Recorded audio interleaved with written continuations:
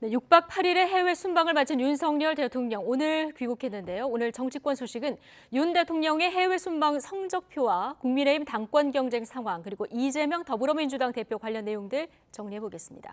유용화 한국외대 초빙 교수 그리고 이종근 시사평론가 두 분 모셨습니다. 어서 오십시오. 네, 안녕하세요. 예, 안녕하십니까. 자, 첫째도 둘째도 셋째도 경제라고 얘기했던 윤석열 대통령 이번 해외 순방에서 가장 중점을 둔 게 역시 경제입니다. 아랍에미리트에서는 실제로 단순 구두 약속이 아니라 양국 정상 간의 공동 성명을 통해서 이제 확보한 그렇게 된 규모가 37조 원 규모입니다. 여기에 각종 그 양해각서들도 이제 체결이 됐는데 이번 전체적인 순방의 성과 어떻게 보십니까? 일단 올해가 가장 힘든 해로 다 이제 네. 예상을 하고 있고요. IMF 총재라든지 혹은 세계은행 총재라든지 모두 다 올해의 어떤 전체적인 경제 성장률, 세계 경제 성장률을 비관적으로 보고 있습니다. 특히 그런 속에서의 우리나라 경제 전망이 어둡습니다. 그렇다면 뭐 절체절명의 어떤 절박한 심정으로 지금 우리나라가 살 길은 수출과 그다음에 외국과의 그런 경제 교역 일 수밖에 없는 상황에서 첫 번째 순방에서 지금 얻어낸 뭐 37억 달러 정도라면 지금 최근에 작년이지만 사우디아라비아의 왕세자가 와서 40억에서 합치면 거의 80억 가까운 지금 중동 지역에서만 MOU 단계이긴 하지만 그러나 그 양국의 그 우리나라와의 MOU 관계가 거의 현실화되지 아니한 경우가 없는 것을 지켜보면 네. 제2의 중동 붐의 하나의 디딤돌이 됐다라고 평가해도 과언이 아니거든요. 그것만큼은 언론에서도 그렇고 또 비판하는 야당에서도 그렇고 그 점만큼은 인정할 수밖에 없다라는 겁니다. 경제 성과만큼은 인정할 수밖에 없다. 자, 대통령실은 그 아랍에미리트 바라카 원전 방문에도 좀 의미를 두는 분위기더라고요. 예, 바라카 원전이 한국 원전 수출 1호던데요. 추가 원전 수출 가능성도 좀 크다는 분석이 나오죠. 이명박 시절에 한 거죠. 이명박 시절에 이제 바라크 원전 수출해서 이제 그것이 된 것인데, 근데 모르겠습니다. 윤석열 대통령이 이제 나가서 고생을 해서 하여튼 아랍에미리트하고 MOU도 14건인가요 체결을 하고 그것을 좀 폄훼할 생각은 없는데 그러나 이제 구체적으로 살펴볼 필요는 있어요. 과거 이명박 대통령도 자원외교라 그래서 이런 한 건에 그 MOU를 체결했지만 구체적으로 계약이 되는 것은 한 건에 불과했거든요. 그러니까 이번에 그러니까 양 정상이 성명이 넣었다 그래도 이것이 자칫되면은 구체적 계약으로 이루어지지 못하면 정치적 상징성에 끝나는 거게 됩니다. 그러니까 이 MOU라는 양국 간의 정상이 합의한 MOU라는 것이 국회에서 비준이라든가 비준이 안 되면 협약으로 발전하지 못하거든요. 네. 그럼 이제 우리는 MOU 맺었어. 근데 실제로 보면 말이죠. 그 MOU 얘기를 몇 개 보니까 산업은행과 무바달라 간의 전략적 투자 파트너십 또 그 수출입은행과 아부다비 국영에너지 회사와의 발주 사업을 이룬 MOU. 이 정도 수준이지 구체적으로 이걸 어떻게 하겠다는 진전된 내용은 없어요. 물론 양국 간에 이걸 어떻게 발전시킨 거가 중요하지만은 자칫하면 정치적 상징성으로 이게 전락할 가능성이 크기 때문에 이 부분에 대한 후속 조치가 이루어지지 않는 한은 이것은 그냥 석빙 강정이 될 가능성이 상당히 있다. 과거 사례로 봤을 때 그런 점을 지적하지 않을 수 없을 것 같습니다. 앞으로 추후에 구체적인 어떤 협약까지 좀 지켜봐야 된다 이런 평가를 해주셨는데요. 자, 윤석열 대통령이 바라카 원전에서 탈원전 정책 폐기를 다시 강조했고요. 스위스 다보스 포럼 연설에서도 이 부분을 이제 강조를 하지 않았습니까?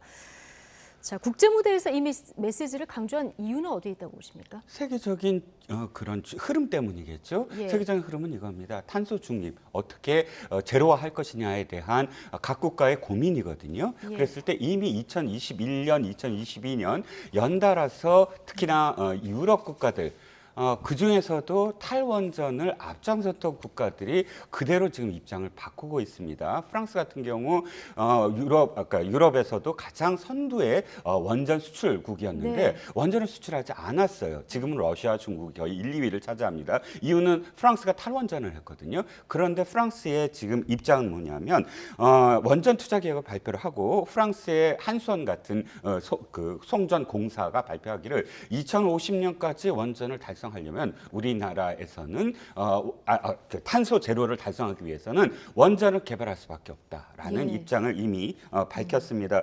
이후에 다른 국가들도 마찬가지입니다. 10개국 장관이 유럽 이는 원전이 필요하다라는 기고문을 유럽 언론에 동시에 같은 날 기고를 했습니다. 그게 2021년 10월 25일 얘기고요. 미국 같은 경우도 차세대 원전 개발 주요 내용을 에너지 전략 수립으로 기반을 해서 문재인 대통령이 마지막 이 한미 정상회담 때도 그 정상회담 공동성명의 마지막이 그 기절이었습니다. 미국과 한국이 함께 원자력 개발을 나서야 한다라고 문재인 대통령도 그때 함께 그 정상회담을 서명할 때 마지막 기절이었고요. 일본 후쿠시마 원전 사고 이후 사실상 모든 원전에 대한 이 계획을 중단시켰었습니다. 그러나 이제 다시 원전 비중을 늘려야 된다라고 의회에서 승인을 했고요. 이 모든 이야기들은 독일도 마찬가지고요. 독일이 대표적으로 원전을 사용하지 않는 국가였는데 특히나 러시아의 어떤 관계, 지금 최근에 러시아 우크라이나 전으로 인해서 가스가 지금 중단되는 어떤 상황 아닙니까? 그래서 원전을 다시 해야 된다. 이런 모든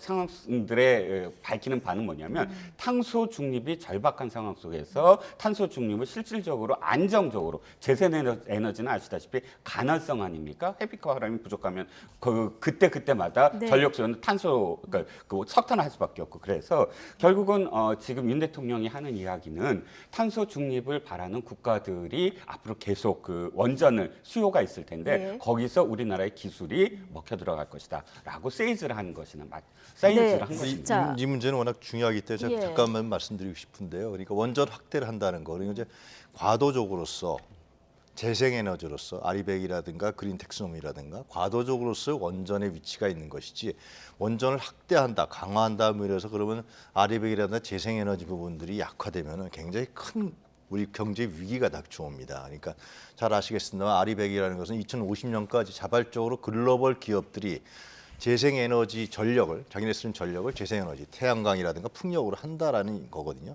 그게 안 되면은 실제로 글로벌 기업으로서 역할을 못 하게 되는 겁니다. 실제로 삼성전자도 굉장히 발빠르게 움직여서 최근에 해외에 이런 재생에너지를 통한 기업들 공장들을 100% 만들어 놨어요. 그런데 우리나라는 지금 뭐냐면 원전 확대만 지나치게 너무나 주장하다 보니까 재생에너지 사업에 대해서는 지금 정부에서 인프라라든가 투자를 안 하고 있단 말이죠. 굉장히 큰 문제죠. 왜냐하면 그래서 우리나라는 지금 OECD는 30%인데 한국은 약 7%밖에 재생에너지가 지금 구축이 안 돼 있어요. 이렇게 되면 어떻게 되냐면 우리나라에 있는 글로벌 기업들이 외국에 나갈 수밖에 없게 됩니다. 네. 그러면서 우리는 무역으로 먹고 사는 나라이기 때문에 해외에서 투자를 안 해요.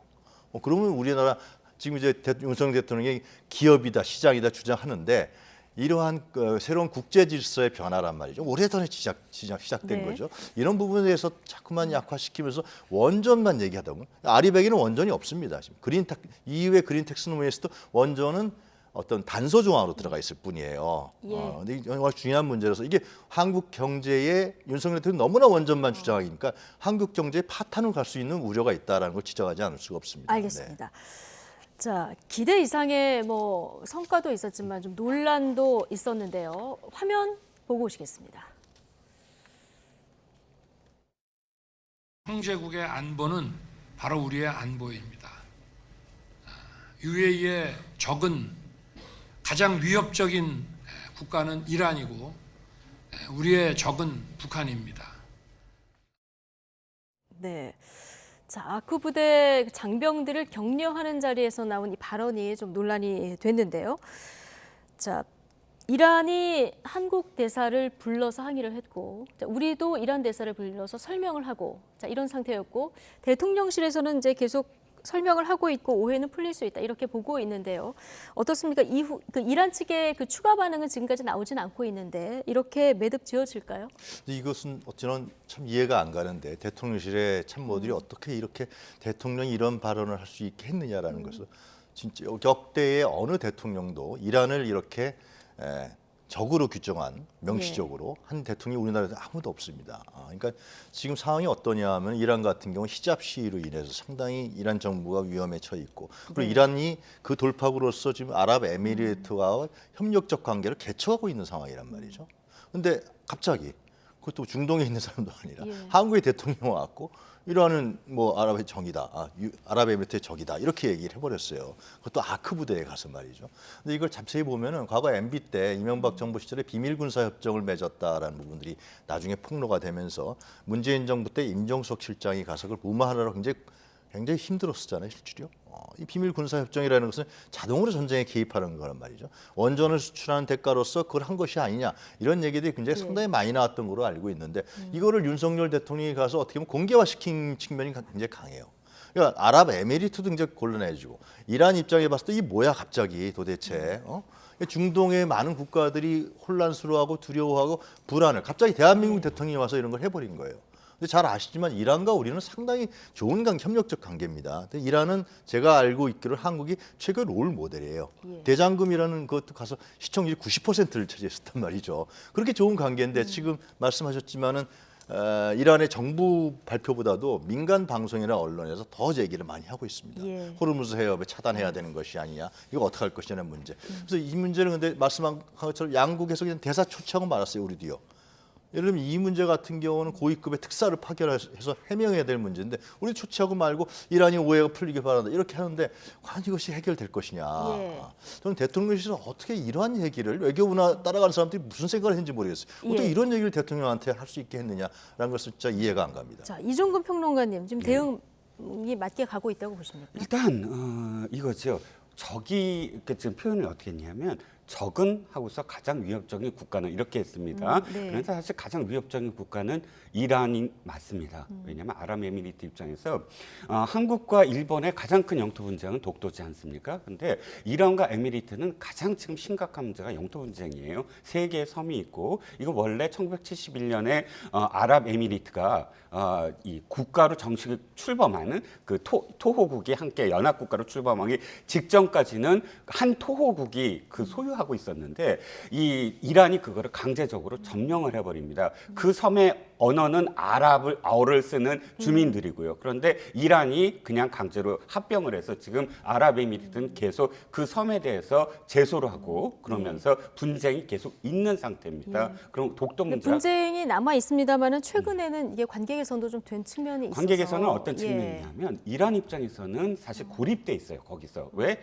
지금 핵 개발을 하지 않았습니까? 다시 핵을 했기 때문에 완전히 국제사회에서 고립돼 있는 상황이기 때문에 어떻게든 페르시안 국가로서는 아랍 민족과 지금 더 분쟁을 해서는 안 된다 하는 입장이고 아랍에미리트 입장에서는 영토 분쟁 이외에 또 한 가지가 예멘 반군, 그러니까 아랍 동맹국과 지금 예멘 반군이 싸우고 있는데 예멘 반군의 배후가 이란이거든요. 그렇기 때문에 우리나라도 사실 우리나라의 국방 백서를 보면 가장 위협적인 대상은 주적 말고 또 중국과 일본이라는 그러니까 사실 우리가 그러니까 그 어떤 이념이나 진영을 떠나서 이렇게 설정은 해놓지 않습니까? 그거나 마찬가지로 위협적인 아랍에미리트 입장에서의 위협적인 대상은 이란은 맞아요. 하지만 지금 교수님 말씀하셨듯이 굳이 그것을 그러니까 제3국의 대통령이 표현하는 것 그것은 아주 적절해 보이진 않죠. 하지만 그렇다고 해서 지금 당장 모든 것들을 다 이란 얘기를 들어줄 수 없어요.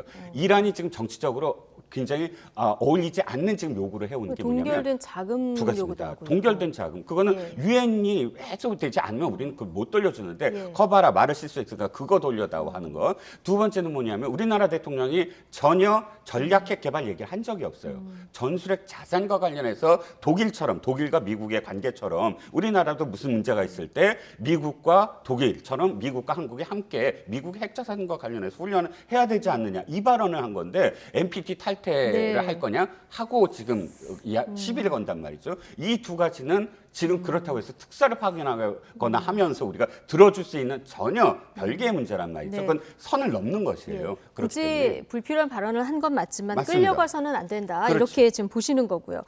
자, 윤석열 대통령 해외 순방 이번이 4번째인데 그때마다 이제 크고 작은 논란들이 있었고 그러다 보니까 순방을 하고 나면 지지율이 오르는 이런 공식도 사실 적용되지 못한 이런 상황인데 자, 윤석열 대통령 지지율이 전주 대비에 1%포인트가 올랐고요. 부정은 2%포인트 정도 줄어든 이런 상황이거든요.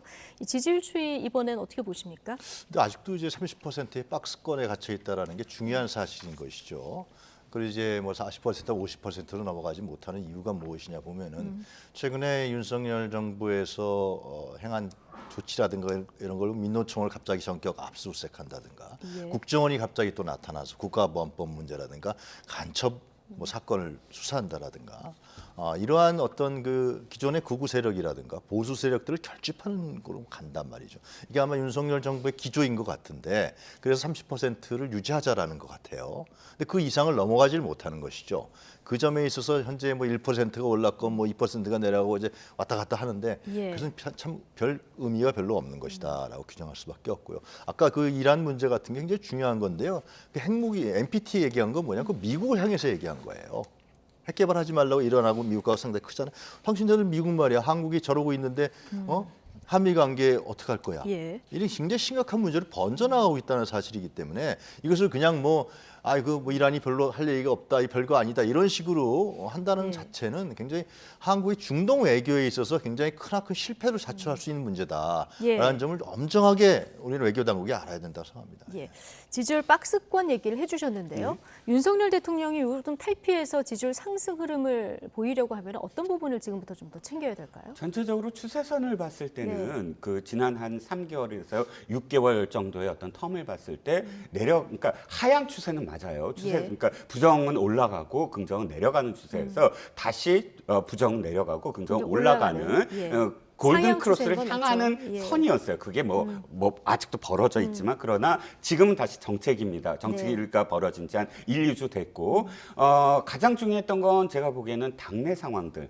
그러니까 전당대회로 가는 것은 어차피 축제가 돼야 되고 이목을 집중시켜야 되는데 그 안에서 또다시 분란이 일어나고 윤 대통령의 지지율이 떨어졌던 가장 큰 결정적인 계기가 이준석 대표와의 갈등이었거든요. 네. 그때와 재현되는 어떤 상황들 이것이 발목을 잡고 있는 상황이고 첫 번째는 두 번째는 대통령 지지율에 가장 큰 영향을 미치는 경제 성과를 가려버리는 일부 어떤 문제들 예를 들어 예. 지금 말씀하셨던 문제들이 올라가려고 하는데 다시 브레이크 걸고 올라가려고 하는데 브레이크 걸고 이렇게 안정적으로 보였다가 네. 안정적이지 못하는 돌발적인 상황들을 리스크 관리를 못하고 있는 게 아니냐라는 그런 의구심이 또다시 들고 있단 말이죠. 네. 그래서 지금은 또다시 정책일 수밖에 없는데 제가 보기에는 전당대회가 끝나야 왜냐하면 전당대회가 지금 불가측성으로 가고 있기 때문에 예. 끝나야 다시 안정적인 어떤 추세로 도입하지 않을까 예. 싶습니다. 전당대회가 끝나야 안정적인 상태로 이제 보일 것이다 이런 전망을 해주셨는데 국민의힘 전당대회 소식 바로 이어서 얘기해 보도록 하죠.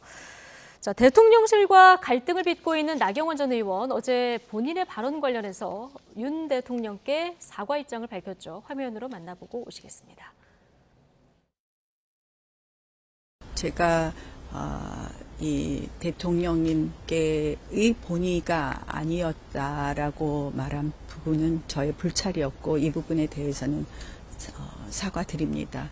특히 저는 뭐 20년 당을 지키고 당과 동고동락한 저로서 우리 사랑하는 당원 동지 여러분들께서 걱정하시는 것에 대해서는 송구함을 다시 한번 표시합니다. 네, 대통령의 본의가 아닐 것이라고 말한 부분은 나의 불찰이다. 여기에 대해서 이제 사과 입장문도 내고 어제 기자들을 만나서 저렇게 입장도 밝히는 상황인데요. 자, 일단 갈등이 일단락 될 거라고 보십니까? 글쎄요, 이게 나경원 최근에 여론조사를 보면 나경원 전 의원이 원래 당원조사에서 1등이었는데 김기현 의원한테 밀려버리잖아요. 네. 그것은 뭐냐면 이제 국민의힘 당원들이 당대표는 윤석열 정부를 지지하는 받쳐주는 사람이 돼야 되는데 너는 왜 자꾸 싸우고 그러느냐 갈등. 그러니까 이제 저런 이제 제스처를 취하면서 얘기를 하는 건데 저거는 나경원 전 의원이 전당대회에 나가겠다는 의사 표시로 좀 봅니다. 모르겠습니다. 이제 대통령실이라든가 뭐 윤핵관들이 또 어떻게 일침을 놓고 또 할지는 모르겠지만 지금 현재 봤을 때 나경원 전 의원 같은 경우는 나가서 결선 투표 때 오늘인가요? MBC 여론조사 결선 투표 되면 이게 달라져요. 예. 김기현 대 예를 들어 안철수하고 나경원이 단일화 한다든가 네. 결선 투표 가면 1대1 구도니까 그럴 경우에는 실제로 김기현 의원 윤핵관들이 세게 밀고 있잖아요 지금 그 장제원 의원까지 붙어서 김장현 대 그러니까 김기현을 당대표로 하겠다는 것이 윤석열 정부의 핵심들의 여권의 기류인데 근데 그것을 뒤집을 수가 있단 말이죠 잘못하면 네. 나경원 의원이 있는 한 근데 나경원은 나가겠다는 거죠. 왜냐하면 이번에 안 나가게 되면 자기 정치 생명은 사실상 없어져 버리는 거거든요. 네. 그래서 나는 반윤이 아니다. 나는 원래 윤석열 때 친한데 이렇게 감정상으로 뭐 보이지 않는 힘이 작용한 것인지 네. 감정상으로 이런 거다 이렇게 표현하는 거죠. 근데 이제 아직 한 달 반이나 남았으니까 예. 또 변수가 또 생길 수 있습니다. 실제로 김기현 의원 같은 경우는 대중적 지지도 굉장히 약하거든요. 작년 말 조사인가 보면은 김기현 의원 같은 경우는 전체 국민 조사로 봤을 땐 꼴찌였어요. 9.6%인데가 그랬어요. MBC 여론조사에서. 그런 거 봤을 때 이제 변수가 있지만 하여튼 저는 이제 윤핵관이라든가 윤석열 같은 핵심들은 나경원을 어떻게 하든지 출마 안 시키려고 할 테고 나경원은 자기 정치 생명을 위해서 출마해서 자기가 비주류의 수장으로서 이번에 국회 선거라든가 공천권을 행사하려고 하는 자기 정치적 전망을 이뤄나가는 그런 부분들이 계속해서 티각티각 나타나지 않을까 싶습니다. 예. 지금 사과는 출마 의지다 이렇게 지금 읽으셨는데 최근에 국민의힘 지지층을 상대로 한 여론조사를 해보면 김기현 그 의원이 뭐 파죽지세로 올라가는 흐름세는 보이고 있습니다. 그 문화일보 조사에서는 안철수 후보가 2위로 올라선 이런 결과도 볼 수 있는데요. 물론 뭐 오차 범위는 굉장한 접전이긴 합니다만 지금 만약에 나경원 의원이 출마할 경우에 결선 투표로 가면은 결과가 어떻게 될지 모른다 이렇게 전망을 하셨거든요. 그렇습니다. 예. 비슷한 그 전망을 하고 계십니까? 저는 일단 두 가지예요. 하나는 예. 뭐냐면 기세라는 게 있거든요. 네. 기세. 그러니까 올라오는 기세라는 것. 그러니까 그 아까도 말씀하셨지만 단단위의 그런 그 주자가 갑작스럽게 선두로 올라가서 네. 그 선두가 안착됐을 경우는 그걸 기세라고 할 수가 있어요. 그 대표적인 경우가 이준석 케이스입니다. 이준석 당대표 케이스. 당시 경선에서도 사실상 이준석 대표는 5위 정도에 불과했어요. 그런데 한길 리서치가 처음으로 여론조사를 할 때 2등이 되더니 그 다음 주에 갑자기 1등이 됐단 말이죠. 예. 그 다음부터는 한 번도 2등으로 내려온 적이 없어요. 그러니까 기세, 완전히 기세를 장악을 했을 때 네. 지금 김기현 원내대표의 케이스가 기세를 장악한 겁니까? 거의 그런 케이스예요. 지금 그래서 나경원 원내대표의 입장에서 예. 반윤이 아니다라고 아무리 외쳐도 이 순간 나가면 반윤이 돼요.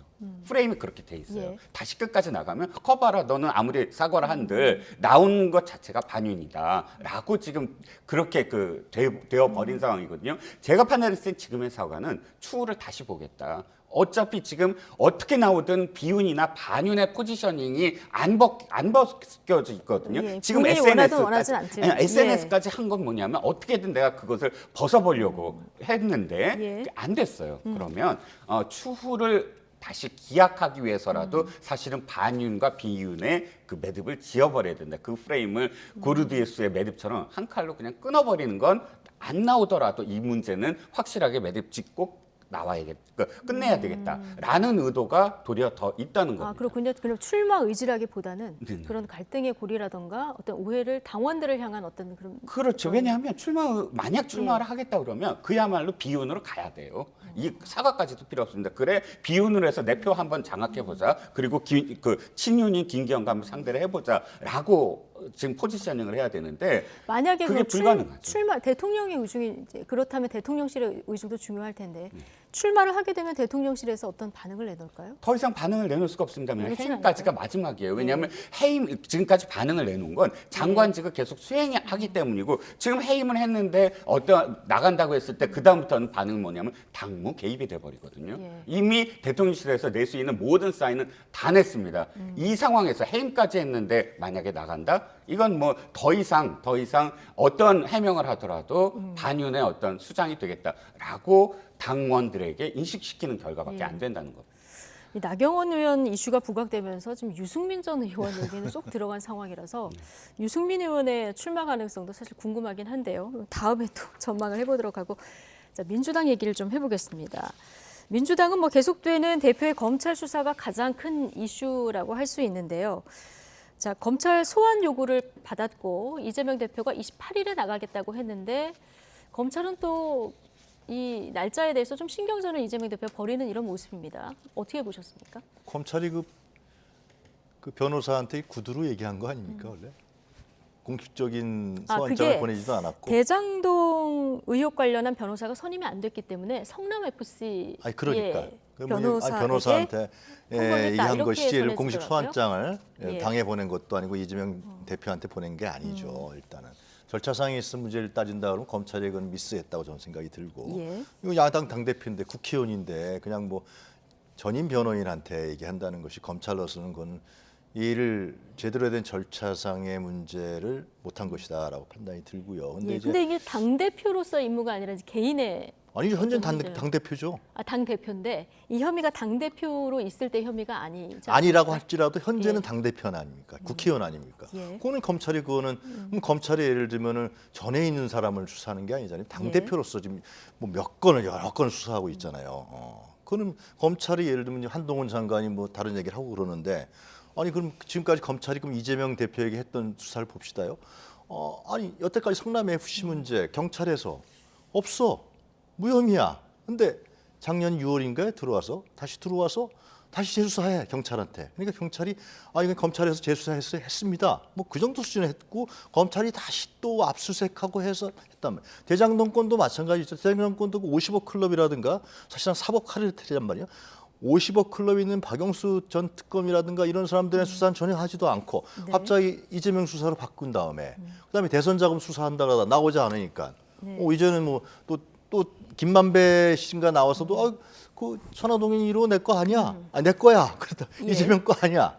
그러다 보니까 이게 계속해서 이런 식으로 수사가 이루어지니까 국민들로 봤을 때는 자꾸 뭐 업되는데 왜 그래?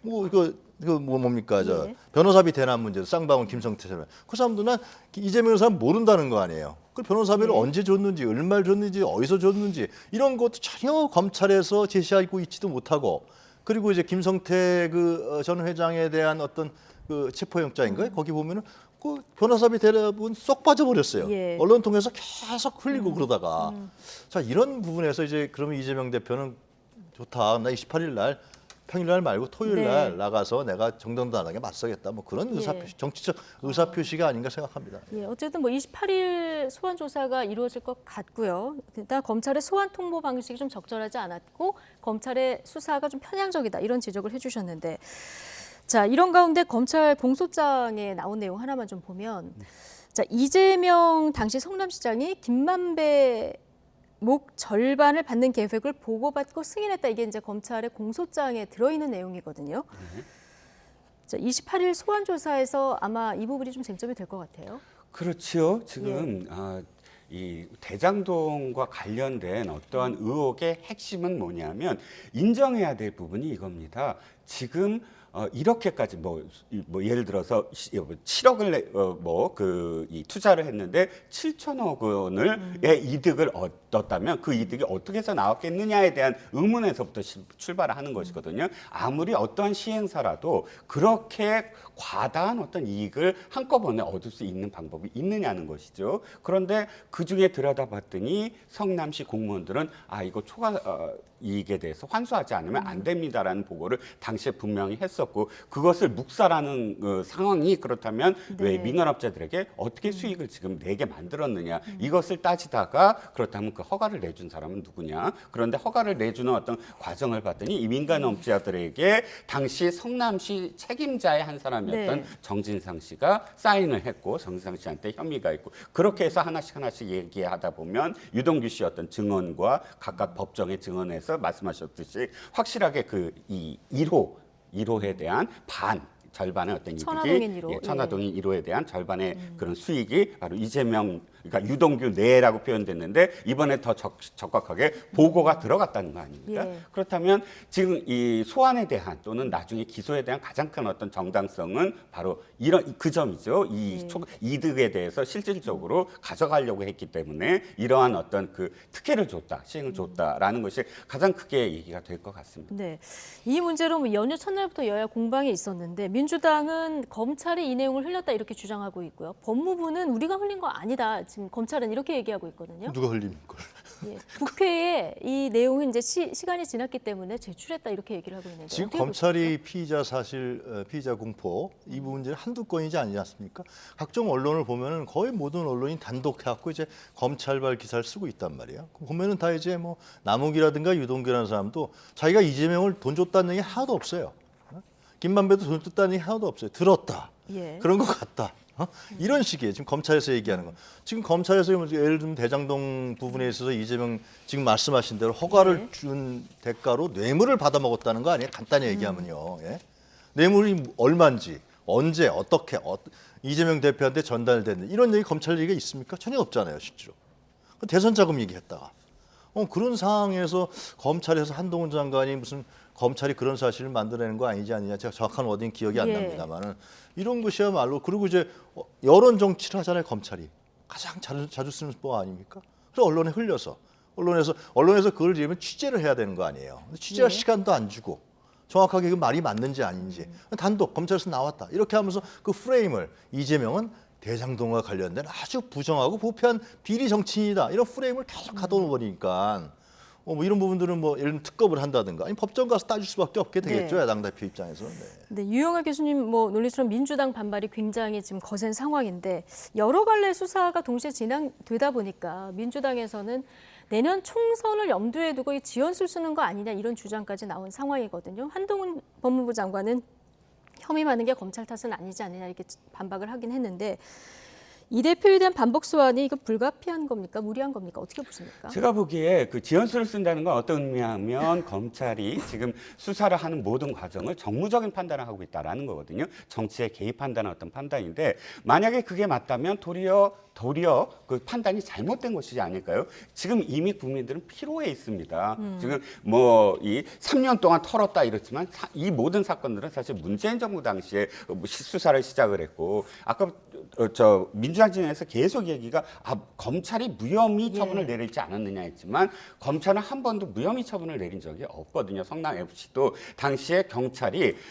이건 다 경찰에서도 보도가 나온 사실입니다. 3년을 했다지만 2년 동안 하나도 한 게 없었어요. 그러다가 언제부터 수사를 시작했냐 하면 대법원에서 선거법 위반 이 무죄로 예. 확정이 된 그 시점 3년에서 2년이 그냥 흘러갔고 그 대법원에서 판결이 나오자마자 이제 수사를 개시를 했습니다. 보도에 나온 사실이고요. 그리고 몇 개월 안 돼서 그러니까 소환 한 번 안 하고 이거 혐의 없음으로 불송치 송치를 안 했다는 건 아예 검찰에 넘기지도 않았다는 얘기예요. 이게 무혐의 처분을 내린 것과는 또 다른 차원입니다. 검찰은 무혐의라고 처분을 하지 않았고요. 예. 이런 어떤 상황들이 지금까지 국민들이 사실 좀 필요하거든요. 빨리 재판에서 뭐 예. 무죄든 아니든 판결을 내려라. 그리고 이게 끝내서 다음으로 가야지. 이걸 계속 갖고 있다가 지금 말씀하신 대로 만약 그렇게 한다면 도리어 역효과가 예. 날 거예요. 그리고 한동훈 법무장관 얘기처럼 이 모든 것들은 사실 경선 과정에서 민주당 경선 과정에서 내부에서는 나오기 예. 시작했고 그래서 수사를 시작한 건 7월 달밖에 없어요. 7월부터 시작을 예. 했고 그래서 지금 수사가 나오는 즉시 지금 보면은 순서대로 나오지 않습니까? 예. 그래서 순서대로 아마 갈 것이고 내년까지 간다면 국민들이 아마도 예. 정말 힘들어할 것 예, 이 같습니다. 수사에 대한 피로감도 지금 좀 누적되는 이런 상황인데 이재명 대표에 대한 검찰 수사를 국민들은 어떻게 보고 있냐 이게 여론조사를 해봤더니 법과 원칙에 따른 수사다 이게 49.3%고요. 야당 탄압과 정치 보복 목적의 수사다 44.2%. 뭐 팽팽합니다. 뭐 법과 원칙에 따른 수사 조금 높긴 합니다만 비등한데 어쨌든 이게 계속 소환조사 얘기가 나오다 보니까 당 일각에서는 포스트 이재명을 준비해야 되는 것 아니냐 이런 인터뷰들이 종종 나오거든요. 마지막 질문 유영하 교수님께 드리겠습니다. 글쎄요. 포스트 이재명이라는 건 국회 선거에서 총선의 공천권과 굉장히 관련된 문제이기 때문에 얘기하는 거 아니냐. 저는 정치적으로 그런 생각이 들고 예. 그리고 이제 말씀하셨는데 성남 FC를 경찰에서 수사했는데 그다음에 검찰이 했잖아요. 검찰에서 그걸 뭐 밝혀낸 게 있습니까? 성남 FC의 두산이라든가 네이버라든가 이런 회사가 이재명 당시 지사한테 돈 줬다는 거라도 밝혀낸 게 있나요? 아직 연결고리가 없다는 거죠? 아니 밝혀내지 못하니까 결국은 뭐 정치적인 이득을 봤다라고는 제3자 뇌물을 넣은 거 아니에요. 구단주인데 그 사람 성남 시장이 끝나면은 어떻게 돼요? 그건 자연으로 구단주를 안 하는 거예요. 이런 상황인데 그럼 검찰이 그럼 새롭게 발표한 게 뭐가 대장동 수사를 다시 또 검찰에서 1년 이상 뒤지고 있는데 이재명 대표한테 돈이 갔다라는 걸 발견한 게 있나요? 없잖아요. 1년 이상 했잖아요. 그냥. 예? 이런 점을 봤을 때는 이 검찰이 이건 정치적 수사고 보복 수사라는 것을 아주 농후하게 충분하게 정황상 있다라는 것을 의심하지 않을래 알 수 없잖아요. 예. 법원 가서 물론 판결이 나겠지만은 그럼 있었으면 바로 이재명도 돈 먹었잖아. 너 빨리 체포해야지, 구속해야지 이렇게 나올 거 아니에요. 네 통장에 얼마 들어갔어, 현찰 얼마 들어갔어, 주차장에서 뭐 얼마 받았어. 이런 사실 한 끗 없잖아요, 도대체. 예. 이런 사실을 봤을 때는 저는 민주당 이런 걸 떠나서 자꾸만 앵커께서 좀 민주당 얘기하시는데 그걸 떠나서 이제 기본 상식으로 보잔 말이에요. 상식으로 봤을 때 검찰이 지금 제대로 수사를 하고 있느냐? 제대로 밝혀내고 있지 못하다는 것이 자꾸만 드러나고 있지 않습니까? 예. 저는 그렇게 봅니다. 예. 알겠습니다.